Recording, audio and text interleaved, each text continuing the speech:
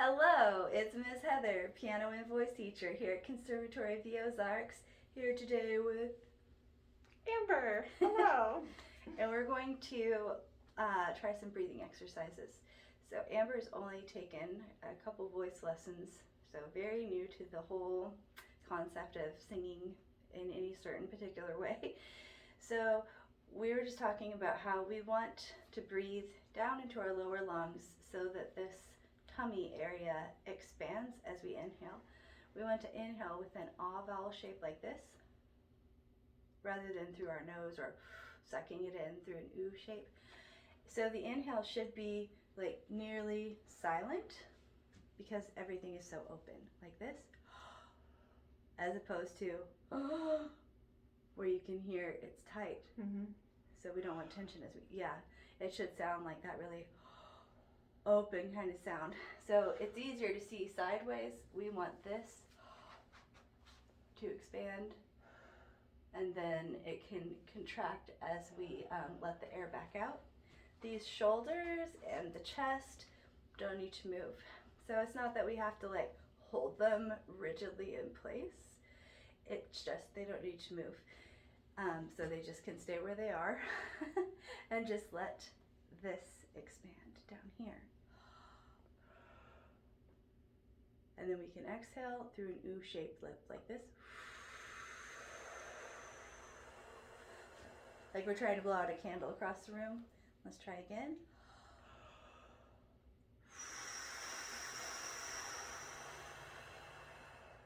So do you see how when you're inhaling, you're doing this? Mm-hmm. So that is what we want to avoid. You can hear how I'm talking right now. Oh, my voice already sounds so funny today, but you can hear that, it's like I have a little too much air up here. Mm-hmm. Do you hear that sound? So that's not a sound we want when we're singing. We just want to aim to fill up the lower lungs and not worry so much about the upper lungs. So like if you play low brass, you fill up both. You fill up lower and then upper like this. Okay. We're not going to do that second half because you can hear that tension it causes. You have to regulate the airflow from your upper lungs using your throat and face and tongue muscles. We want to use our abdominal wall to regulate the airflow instead. So it's like if you put a cup under a faucet of water, the water goes down to the bottom of the cup and fills the cup up from the bottom. That's what we're trying to do. Just let the air sink all the way down.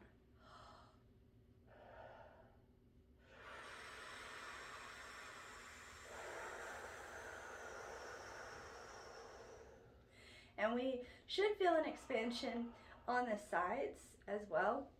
Like you can probably feel the bottom of your ribs. I think mine are right here. I can feel these rib bones. So when I inhale, this is where I feel the expansion the most, but I should feel it here as well. And then when I exhale, I allow those lower ribs to soften a bit. So I don't know if you can see my hands move.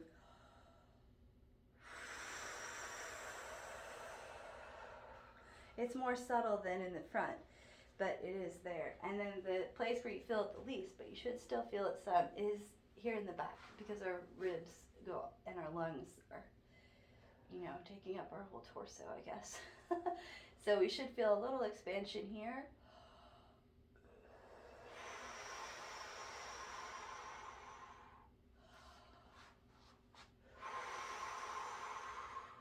That's where you'll feel it the least. But basically anywhere, if you're wearing a belt around your waist, anywhere the belt would be touching, you should feel an expansion and a contraction as you inhale and exhale.